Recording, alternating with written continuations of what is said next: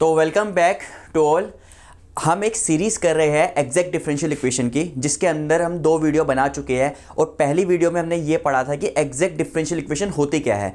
मतलब कि अगर आपके पास कोई equation M D x plus N D y equal to 0, एक फर्स्ट ऑर्डर फर्स्ट डिग्री की डिफरेंशियल इक्वेशन, अगर आपने वो वाली वीडियो नहीं देखी तो आप आई बटन में मैंने डाला हुआ है। एक फर्स्ट ऑर्डर फर्स्ट डिग्री की डिफरेंशियल इक्वेशन एग्जैक्ट कब होती है? जब आपका del M by del Y is equal to del N by del X आ जाए, तो वो एग्जैक्ट होती है। अगर आपके पास एग्जैक्ट है तो उसका हम सोल्यूशन निकाल सकते हैं। ठीक है, हमने फर्स्ट वीडियो में एग्जैक्ट डिफरेंशियल इक्वेशन के सोल्यूशन को निकालना सीखा था।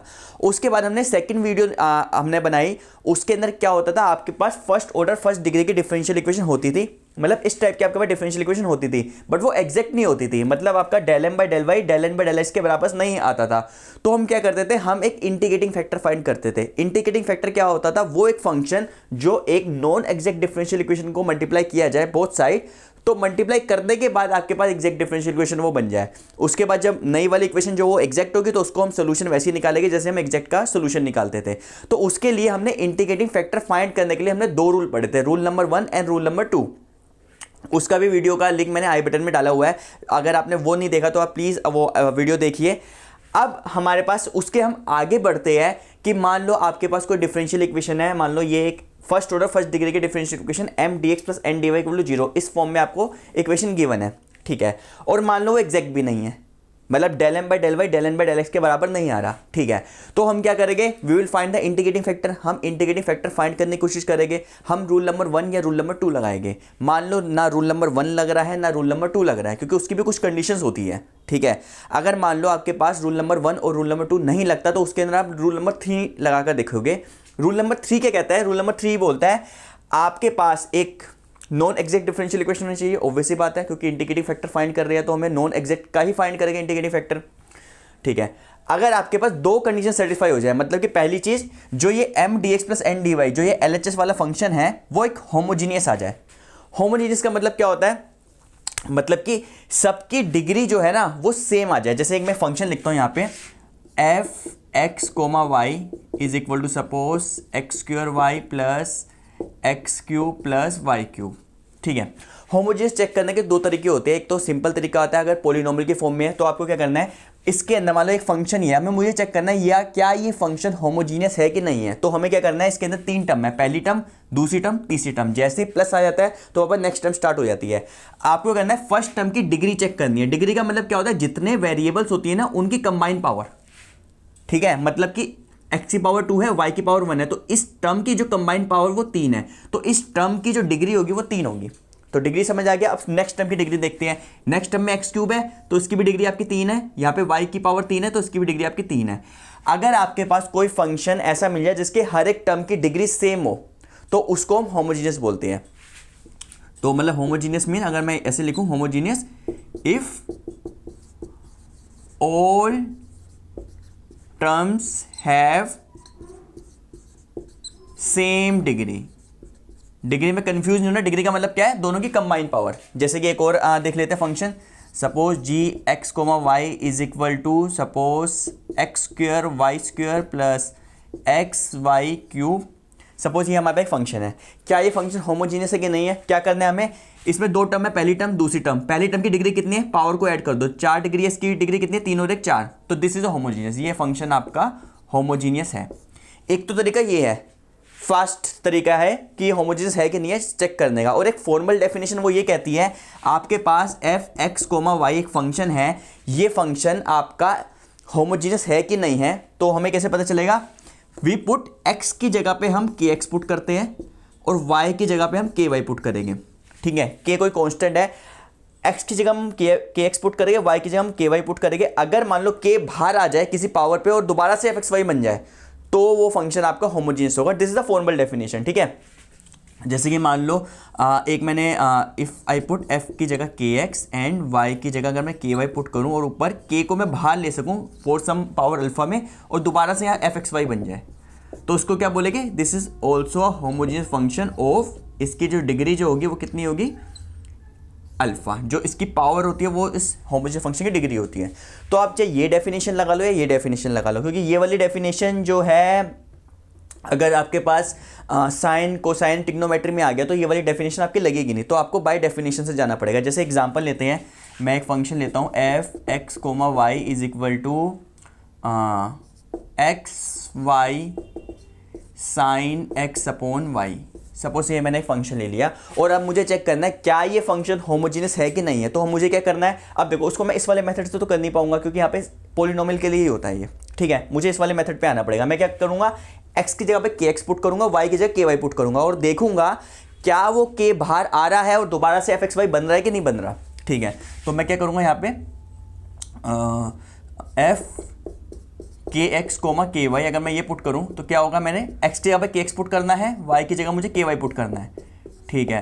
तो साइन एक्स की जगह के एक्स पुट करना है, वाई की जगह मुझे के वाई पुट करना है। तो ये किसके बराबर हो गया, इसको मैं इधर लिखता हूँ इज इक्वल टू, ये तो के स्क्वायर हो गया एक्स वाई, ये के से के कटा, sine x upon y, so this is equal to k square. अब ये दोबारा से फंक्शन आपका ये बन गया एफ एक्स वाई, इसको मैं ऐसे लिख देता हूँ f x y. It means it is a homogeneous function of degree, ये डिग्री 2 का आपका होमोजीनियस फंक्शन है, ठीक है। तो होमोजीनियस फंक्शन समझ आ गई। होमोजीनियस फंक्शन में क्या करना है आपको, सिंपल है। अगर आपका पॉलिनोमियल वाला केस है तो आप क्या करो, हर एक टर्म की ना डिग्री चेक कर लो, अगर डिग्री सबकी सेम आ रही है तो देखते पता चल जाएगा ये फंक्शन होमोजीनियस है। अगर मान लो आपका फंक्शन आपका ट्रिग्नोमेट्रिक में नहीं, पॉलिनोमियल में नहीं आ रहा है, जैसे ट्रिग्नोमेट्रिक आ रहा है, लॉगरिथम आ रहा है, कुछ और फंक्शन आ रहा है, तो आप ये वाली डेफिनेशन यूज कर लो। वैसे ये डेफिनेशन फॉर्मल डेफिनेशन होती है, दिस इज शॉर्टकट, ये शॉर्टकट है ओनली फॉर पॉलिनोमियल्स, ठीक है। आपको ये करना है, फंक्शन दिया गया है, एक्स की जगह पे के एक्स पुट करो, वाई की जगह के वाई पुट करो, सिंप्लीफाई करो, के की कुछ पावर अगर बाहर आ रही है, जैसे मैं क्या पुट किया था, मैंने एक्स को के एक्स, वाई को के वाई पुट करा तो के स्क्वायर होगा, दोबारा से मुझे एफ एक्स वाई बन गया था। तो मतलब ये फंक्शन आपका होमोजीनियस है ऑफ डिग्री 2 का, ठीक है। अब आ जाओ back to question. Back to question में क्या है, रूल नंबर हम 3 पढ़ रहे थे। रूल नंबर 3 क्या कहता है, अगर आपके पास कोई डिफरेंशियल इक्वेशन है जो एग्जैक्ट नहीं है तो आपको 2 चीजें चेक करनी है। पहली चीज, जो ये M D x plus N D Y, जो ये चीज है ना आपकी होमोजीनियस होनी चाहिए, मतलब कि हर एक टर्म की जो डिग्री है वो आपकी सेम होनी चाहिए। ऐसे देख लो, या फिर आप ये पुट कर लो, एक्स का के एक्स, वाई की जगह के वाई पुट कर लो, के अगर बाहर आ जाता है और दोबारा से फंक्शन बन जाता है, दोबारा से M D x plus N D y बन जाता है, तो ये होमोजीनियस फंक्शन बन जाएगा। Second is x M plus Y N is not equal to 0 होना चाहिए, मतलब कि जो ये एम वाला पार्ट है ना, इसको हम एक्स से मल्टीप्लाई कर दें और ये n वाले पार्ट को हम y से मल्टीप्लाई कर दो, दोनों को ऐड कर दे, ये वाली टर्म आपकी नॉन जीरो आनी चाहिए। अगर ये दोनों कंडीशन सेटिस्फाई होती है तो जो इस केस में जो इंटीग्रेटिव फैक्टर बनेगा वो क्या बनेगा, 1 अपॉन इसका रेसिप्रोकली, मतलब 1 upon x M plus Y N, ये इसका इंटीग्रेटिव फैक्टर बन जाएगा। अब जैसे आपको इंटीग्रेटिव फैक्टर मिलेगा, आप क्या करोगे, इस इंटीग्रेटिव फैक्टर से जैसे आप करते आ रहे हो, इंटीग्रेटिव फैक्टर से मल्टीप्लाई करोगे बोथ साइड में, मल्टीप्लाई करने के बाद जो इक्वेशन आएगी वो आपकी एग्जैक्ट बनेगी, और एग्जैक्ट का हम जैसे सोल्यूशन लिखते हैं वैसे हम सोल्यूशन लिख देंगे। तो अब इसको प्रैक्टिकली कुछ क्वेश्चन करके देखते हैं कि इसको कैसे इंप्लीमेंट करें। तो हमारे पास क्वेश्चन है x cube y D x minus x cube plus Y cube D y equal to 0, ठीक है। तो ये एक फर्स्ट ऑर्डर फर्स्ट डिग्री की डिफरेंशियल इक्वेशन है। तो सबसे पहले तो हमें ये चेक करना है क्या ये इक्वेशन एग्जैक्ट है कि नहीं है। ओके, तो हम सॉल्यूशन स्टार्ट करते हैं यहाँ पे। तो हमें पता है दिस इज योर एम, ये आपका एम डी एक्स है, और ये माइनस को मिलाकर, ये पूरा माइनस को मिलाकर ये आपका एन डी वाई है, ठीक है। तो मुझे क्या निकालना है, सबसे पहले यहाँ पे लिख देता हूँ मैं, we have M x y is equal to x square y and N x y is equal to minus x cube minus Y cube, ठीक है। एक एक स्टेप करके करेंगे, ठीक है। तो सबसे पहले तो हमें चेक करना है दिस इज एग्जैक्ट और नॉट, तो हमें del M by del Y और del N by del X निकालना है। तो निकालते हैं यहाँ पे del M by del Y, तो कितना आएगा यहाँ पे X square, and del N by del X, ये कितना आएगा यहाँ पे माइनस 3x स्क्वायर। तो विच इज नॉट इक्वल, तो इसका मतलब क्या हुआ, this is not equal to this, तो दिस इज नॉट एग्जैक्ट, ये एग्जैक्ट नहीं है। अच्छा, एक बात का ध्यान रखना, एग्जाम में आपको ये नहीं लिखा हुआ आएगा कि अगर कोई इक्वेशन एग्जैक्ट नहीं है तो ये लिखा हुआ नहीं आएगा कि उसको कौन सा रूल लगाना है, वो आपको खुद से आपको चेक करना पड़ेगा कि आपको कौन सा रूल लगाना है, ठीक है। तो मैं आपको एक हिंट देता हूँ, सबसे पहले आप क्या चेक करो, मान लो कोई इक्वेशन आती है, मान लो वो एग्जैक्ट नहीं होती, तो आप रूल नंबर 3 के बारे में पहले सोचो। उसका रीज़न बताता हूँ, देखो अब मेरे को रूल नंबर 3 में सबसे पहली कंडीशन क्या होती है, M D x plus N D Y जो होता है वो आपका होमोजीनियस होना चाहिए, मतलब कि हर एक टर्म की जो डिग्री है वो सेम होनी चाहिए। तो डिग्री तो आप देख के बता दोगे, इस टर्म की डिग्री कितनी है, 2 और 1 3 डिग्री है इसकी, इस टर्म की डिग्री कितनी है यहाँ पे, ये भी 3 है और ये भी 3 है, तो मतलब हर एक टर्म की जो डिग्री है वो आपकी 3 है। जैसे मैं एक बार यहाँ पर दोबारा इसको खोल के लिखता हूँ मैं, तो क्या होगा आपका X square Y D x minus x cube D Y minus Y cube D Y is equal to 0। इसको जब आप ओपन करोगे तो ये आएगा। आप देखो इसके अंदर कितने टर्म्स है, टोटल आपके 3 टर्म है। एक टर्म तो ये रही, एक टर्म ये रही, एक टर्म ये रही। आपको डी एक्स डी वाई की नहीं, सिर्फ वेरिएबल्स की, जो खाली वेरिएबल एक्स वाई उसकी पावर देखनी है। तो इसकी पावर कितनी है, इसकी भी इसकी टर्म 3 है, इसकी भी डिग्री कितनी है, इस टर्म की डिग्री भी 3 है और इस टर्म की डिग्री भी आपकी 3 है। तो उसका मतलब क्या हुआ, दिस इज होमोजीनियस, ये आपकी होमोजीनियस है, होमोजीनियस। तो पहली कंडीशन तो देखते ही आपको सेटिस्फाई होगी। सेकंड कंडीशन क्या होती है आपकी, सेकंड चीज आपको ये चेक करनी है कि आपका X M plus Y N ये आपका नॉट इक्वल टू 0 आना चाहिए। रूल नंबर 3 की जो सेकंड कंडीशन है वो आपकी यही है। अब हम क्या करेंगे, X M plus Y N करते हैं। यहाँ पर एक्स एम करूंगा तो कितना है, यहाँ पे एक्स क्यूब वाई, ठीक है, ये एक्स एम और वाई एन, एन को वाई से मल्टीप्लाई करना है तो और ऐड करना है, minus x cube Y minus Y 4। तो ये एक्स क्यूब वाई से एक्स क्यूब वाई कटा तो कितना है, minus Y 4 which is not equal to 0। तो मतलब कि आपको दोनों कंडीशन जो हमें चाहिए वो यहाँ पे सेटिस्फाई हो रही है। पहली कंडीशन क्या आती है आपकी कि जो आपकी M D x plus N D Y ये पूरा का पूरा जो इधर वाला एल एच एस है वो आपका होमोजीनियस होना चाहिए। तो होमोजीनियस हो रहा है, देखकर पता चल रहा है, आपको ये सब करने की जरूरत नहीं, देखते पता चल जाएगा। देखते पता कैसे चलेगा, पहली टर्म ये रही, इसकी टर्म 3 है, इसकी भी 3 है, इसकी भी 3 है, तो इट इज़ सबकी हर टर्म की जो डिग्री सेम है तो उसका मतलब क्या हुआ, वो आपका होमोजीनियस होगा। तो ये तो यहाँ पर आपका हो रहा है। सेकंड आपको क्या चेक करना है, X M plus Y N वो 0 नहीं होना चाहिए। तो आपने क्या किया, ये आपका m था, इसको x से मल्टीप्लाई कर दिया, ये n था, इसको y से मल्टीप्लाई कर दिया, वो y4 आया, माइनस y4, तो which is not equal to 0। तो इसका मतलब रूल नंबर 3 यहाँ पे लग सकता है। तो रूल नंबर 3 के अकॉर्डिंग जो आपका इंटीग्रेटिंग फैक्टर होगा वो कितना होगा, 1/xm प्लस वाई एन। तो 1/xm प्लस वाई एन तो आप यहाँ पे कैलकुलेट कर चुके हो, तो कितना आएगा, minus y4। So this is your integrating factor. तो मैंने आपको इसलिए बोला था कि जब भी आपके पास कोई नॉन एग्जैक्ट डिफरेंशियल इक्वेशन आती है ना, तो उसको होमोजीनियस है कि नहीं है वो तो देखते पता चल जाता है। जैसे ये वाली इक्वेशन होमोजीनियस है तो इसमें रूल नंबर 3 लग सकता है, अगर ये भी कंडीशन सेटिस्फाई करे। तो आप सबसे पहले रूल नंबर 3 लगाने की कोशिश करो। अगर वो देखते पता चल रहा है वो होमोजीनियस नहीं है तो आप तो रूल नंबर 3 तो लगेगा ही नहीं यहाँ पे। बट अगर वो होमोजीनियस लग रहा है ना, तो एक बार ये भी चेक कर लो, हो सकता है वो रूल नंबर 3 ही लग जाए। और ऐसा भी हो सकता है कुछ क्वेश्चन एक से ज़्यादा रूल से भी हो जाए, मतलब कि कोई में रूल नंबर 1 भी लग जाए और रूल नंबर 3 भी लग जाए, तो आप पर डिपेंड करता है, आप किसी भी रूल से निकाल सकते हो, ठीक है। तो अब हम इसको सोल्व करते हैं। इंटीग्रेटिंग फैक्टर हमारे पास आ गया। अब हम क्या करना है, इंटीग्रेटिंग फैक्टर को पूरी इक्वेशन से LHS और RHS से मल्टीप्लाई करना है। तो हमारे पास क्या आएगा, multiply integrating factor to given equation. तो यहाँ पर हमारे पास क्या आएगा, -1/y4 X square Y D x minus x cube plus Y cube D Y is equal to 0, ठीक है। अब इस y को हम अंदर ले जाते तो क्या आएगा, this implies minus X square Y cube D X, okay. अब इसको जब हम अंदर लेकर जाएंगे तो ये माइनस माइनस तो प्लस हो जाएगा, यहाँ पे plus x cube upon y4 और plus 1/y D Y is equal to 0। अब इस इक्वेशन को हमने इंटीग्रेटिंग फैक्टर से मल्टीप्लाई किया तो हमारे पास ये आ गई। ये आपकी एग्जैक्ट होनी चाहिए क्योंकि इंटीग्रेटिंग फैक्टर से मल्टीप्लाई करा, आप चेक भी कर सकते हो। del m by del y निकालूंगा तो कितना होगा यहाँ पे 3x² y4, इसको x से करूँगा तो कितना आएगा यहाँ पे 3x² अपॉन y4, ठीक है। तो ये आपकी एग्जैक्ट है, हो गई। अब एग्जैक्ट का सोल्यूशन कैसे निकालना है, सिंपल है, ये आपकी m1 मान लो, ये आपकी n1 मान लो। तो जो आपका जो सोल्यूशन होता है वो ये है integration of m1 dx plus integration of n1, remove all the term which include x, जैसे हमने किया था फर्स्ट लेक्चर में। dy is equal to c, where c is an arbitrary constant.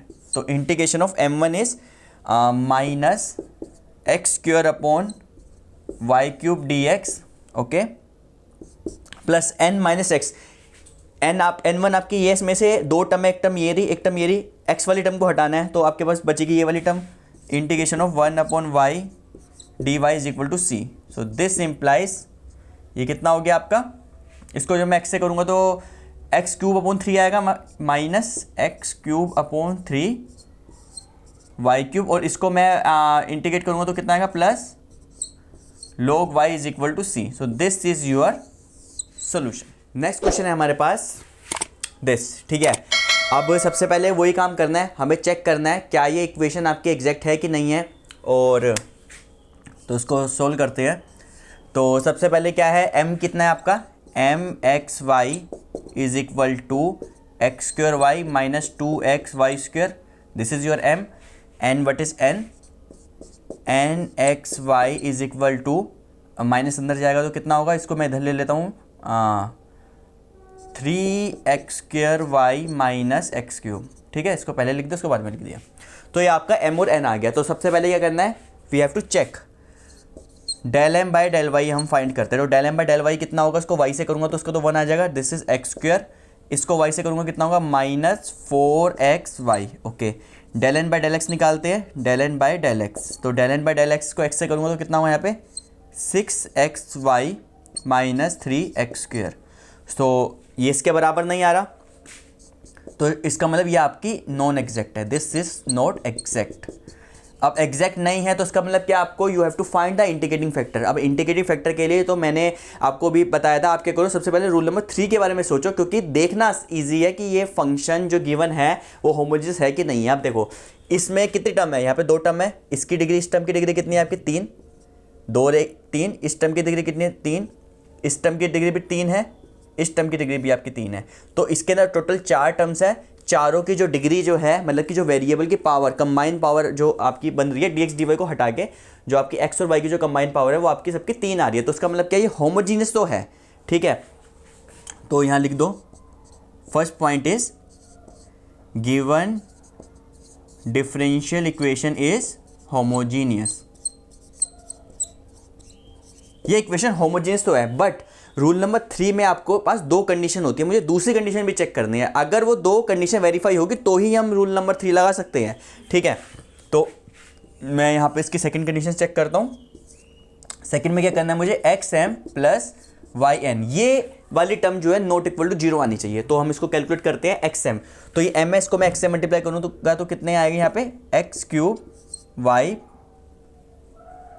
Minus 2x² y²। ठीक है, plus yn, ये n है आपकी, इसको y से मल्टीप्लाई कर दो तो कितना आएगा, plus 3x² y² minus x³ y। ठीक है, विच इज इक्वल टू, अब देखो कुछ कट रहा है यहाँ पे, ये यहाँ पे x³ y और x³ y, ये इससे तो ये कैंसिल हो जाएगा, और यहाँ पर 3x² y², 2x² y², which is equal to x² y², जो आपका 0 नहीं आ रहा, which is not equal to 0। तो मतलब कि हमारे पास ये टर्म्स 0 नहीं है, और ये xm प्लस yn जो आपका है ये आपका होमोजीनियस है। तो मतलब रूल नंबर 3 हम यहाँ लगा सकते हैं। तो रूल नंबर 3 के अकॉर्डिंग जो इंटीग्रेटिंग फैक्टर बनेगा वो क्या बनेगा, तो integrating factor is equal to 1/xm plus yn, मतलब जो आपने ये कैलकुलेट किया वही उसका रेसिप्रोकल इसका इंटीग्रेटिंग फैक्टर बनता है, तो which is equal to 1/x² y²। अब जैसे ही आपको इंटीग्रेटिंग फैक्टर मिल गया, अब आपको क्या करना है, सिंपल इस इंटीग्रेटिंग फैक्टर को गिवन इक्वेशन से मल्टीप्लाई करो, जो इक्वेशन आएगी मल्टीप्लाई करने के बाद वो आपकी एग्जैक्ट आएगी, एग्जैक्ट को जैसे आप सोल्व करते हो उसको सोल्व कर दो। तो इसको हम सोल्व करते हैं, यहाँ पे पहले इसको मल्टीप्लाई करेंगे, यहाँ पे लिख देता हूँ मैं, multiply integrating factor both sides to given equation, जो गिवन डिफरेंशियल इक्वेशन है हमें वहाँ से मल्टीप्लाई करना है। ठीक है, तो इसको हम मल्टीप्लाई करेंगे तो क्या आएगा यहाँ पे, 1/x² y² x² y minus 2x y² dx। Okay, ये माइनस को मैं अंदर ले जाता हूँ पहले ही, तो कितना होगा, plus 3x² y minus x³ dy is equal to 0।